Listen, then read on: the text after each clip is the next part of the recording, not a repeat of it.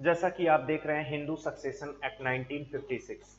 देखिए साथियों, ये जो एक्ट है इसमें जो हम लोग को एग्जाम के पॉइंट ऑफ व्यू से समझना है वही मेन हमें जानना है। देखिए, हिंदू सक्सेशन एक्ट 1956 यानी कि हिंदू उत्तराधिकार अधिनियम 1956 ये क्या कहता है, पहले तो हमें ये समझना होगा ना। हिंदू उत्तराधिकार अधिनियम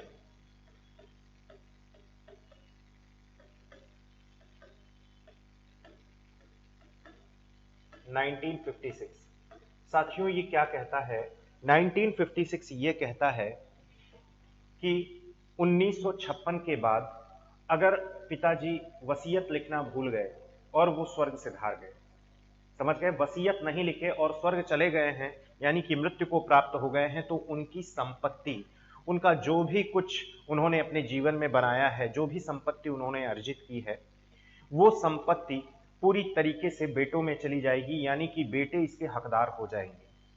मान लीजिए किसी के बेटे ही नहीं है तो वो पिता के ही वंशज में चला जाएगा, यानी कि चाचा चाची ले लेंगे, या उन्हीं के ही अधिकार क्षेत्र उनके चाचा के लड़कों में चला जाएगा, यानी कि उनके बेटियों के हक में नहीं आएगा। उनकी पूरी संपत्ति, अगर पिताजी की मृत्यु हो गई है और उन्होंने वसीयत नहीं लिखा है, तो जो भी संपत्ति है या तो उनके बेटों में बटेगी, अगर नहीं है बेटे तो वो पुत्रियों को नहीं जाएगा, वो सीधे सीधे किसको चला जाएगा, वो सीधे सीधे उनके जो पिताजी के खानदान की पूरी चला आ रहा है, वंशज चला आ रहा है, उन्हीं के भाइयों में बढ़ जाएगा।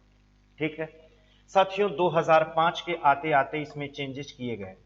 2005 के आते आते हिंदू उत्तराधिकार अधिनियम यानी कि हिंदू सक्सेशन एक्ट 1956 में बदलाव किया गया, चेंजेस किए गए 2005 में।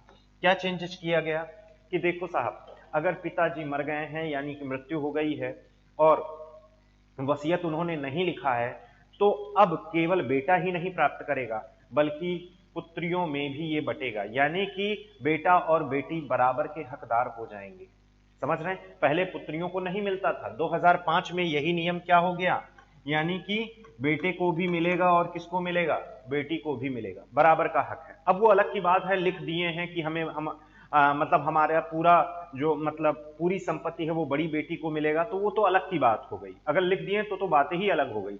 हम यहां पर बात कर रहे हैं अगर वसीयत उन्होंने नहीं जारी किया है, नहीं बनाया है, तो ये बेटे में भी जाएगा और बेटी में भी बटेगा, ये ध्यान में रखिएगा। अब वो अलग की बात है, बेटी स्वेच्छा से कहे हम नहीं लेंगे तो वो अलग की बात है, बेटों में चली जाएगी 2005 के बाद।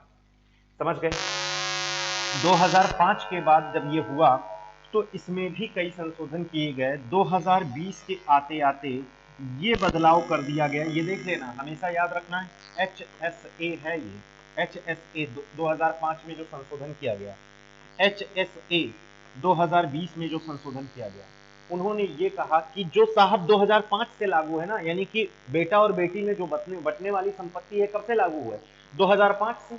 ऐसा करो, सुप्रीम कोर्ट ने थोड़ी सी और ख्याति महिलाओं के दिलों में अर्जित कर लिया, क्या 2020 में ये कहा, ये 2005 से ही लागू नहीं होगा बल्कि 1956 से लागू हो जाएगा। बात समझ रहे हैं कि नहीं, पहले कब से लागू था यही कि बेटा और बेटी में बटेगा, 2005 से। अब कब लागू हो गया, 2020 में संशोधन करके कि भैया अब 2005 से नहीं, कब से लागू हो जाएगा कि बेटा और बेटी में बटेगा, 1956। यही वाला नियम जो 2005 में आया, ये कब से लागू हो गया, 1956 में ये संशोधन किया गया। कब से लागू हो गया, 1956। अच्छा, रिसेंट में क्या है जो हम आपको नया बता रहे हैं, बेटा 2022 में जनवरी में ये निर्णय आया सुप्रीम कोर्ट ना, तो मतलब इसमें हिंदू सक्सेशन एक्ट अमेंडमेंट जो किया गया इसमें 2000, ये ध्यान में रखना, ये सब अमेंडमेंट हैं, यानी कि ये संशोधन किए गए हैं, ये याद रखना साहब, ये संशोधन किए गए, किसमें संशोधन किए गए, इनमें संशोधन, ये नहीं बदला गया, संशोधन किए गए। 2005 में क्या है, बेटा बेटी में बटेगा, 2020 में क्या आया कि बेटा बेटी में जो बटने वाली संपत्ति है, ये जो एक्ट बना है ये कब से लागू हो गया, 1956 से। साहब अब क्या चेंजेज हो गया, अब सुप्रीम कोर्ट ने थोड़ी सी और ख्याति अर्जित कर ली और कहा सुनो, 1956 से ही नहीं लागू, ये जब से देश आजाद हुआ यानी कि 1947 से लागू, 1947। बात समझ में आया, क्या इसमें सुधार किया गया? मैं मेन पॉइंट बता रहा हूं आपको कि क्या इसमें बहुत सारे इसमें लॉज हैं, लेकिन हमें केवल मेन चीज जानना है, क्या समझना है, क्या इसमें सुप्रीम कोर्ट ने क्या चेंजेस किए।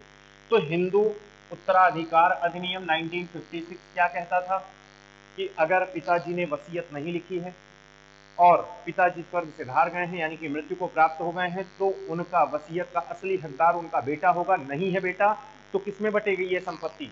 उनके चाचा चाची, यानी कि उनके मेन मतलब जो पिताजी का वंशज है उनमें जाएगा। समझ गए? हिंदू और फिर HSA 2005 में संशोधन क्या किया गया? मेल और फीमेल, यानी कि मेल फीमेल का मतलब बेटा और बेटी में दोनों में बटेगा। अगर मान लो पहले बेटा नहीं होता था तो पिताजी के खानदान में चला जाता था, लेकिन अगर बेटी है तो याद रखना वो बेटी में भी बटेगा। समझ रहे हैं? और फिर 2020 में संशोधन क्या किया गया कि 2005 का जो नियम है वो कब से लागू? 1956 से लागू। 2022 जनवरी में क्या आया नियम?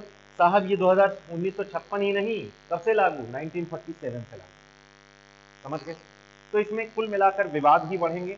इसके द्वारा सुप्रीम कोर्ट, हाई कोर्ट में मामले बहुत ज्यादा पहुंच जाएंगे, मतलब उन्हीं के लिए दिक्कतें खड़ी हो गई हैं। समझ रहे हैं कि नहीं? ऊपर से बहुत से लोग होंगे जैसे ये कह सकते हैं कि ऐसे में तो भाई बहन में लड़ाई हो सकती है। तो आपको याद होगा जो ताजमहल देखते हो, BHU बनारस हिंदू विश्वविद्यालय देखते हो, अलीगढ़ मुस्लिम विश्वविद्यालय देखते हो, ये किसी की पहले ना पहले कहीं किसी की संपत्ति रही होगी, उसको सरकार ने अर्जित कर लिया, अब वो किसी की है नहीं। समझ रहे हैं कि नहीं? तो ये जो मोह माया है कि भैया ऐसे में तो बहन और भाई में लड़ाई होगी, बहन सारी संपत्ति लेकर चले जाएगी, रियलिटी में देखा जाए तो एक साइकोलॉजिकली इफेक्ट है। आपको अपने आप को सांत्वना दे सकते हो कि ये हमारी संपत्ति है, फलाना हमारा मकान है, लेकिन अल्टीमेटली लास्ट में ये किसी का है नहीं। वो अंत में कहीं ना कहीं, भाई आज जहां पर आप बैठे हो, जहां पर जिस घर में हमको सुन रहे हो, वो पहले आपके पिताजी ने कहीं ना कहीं से पैसे देकर ही लिए हैं। समझ रहे हैं कि नहीं? और जो वो व्यक्ति जो पापा को पैसे देकर लिए, मतलब पिताजी को दिया है, वो भी किसी ना किसी को पैसे देकर ही लिया है। यानी कि जरूरी नहीं है जो आपका है वो हमेशा ही रहेगा, वो सनातन परंपरा आ गई है। ये बात समझ पा रहे हैं कि नहीं? तो इसमें क्या सुधार किया गया आपको समझ में आ गया? हिंदू सक्सेशन एक्ट 1956, ये याद रखना, ये बहुत इंपॉर्टेंट है, डेट आपसे पूछा जा सकता है।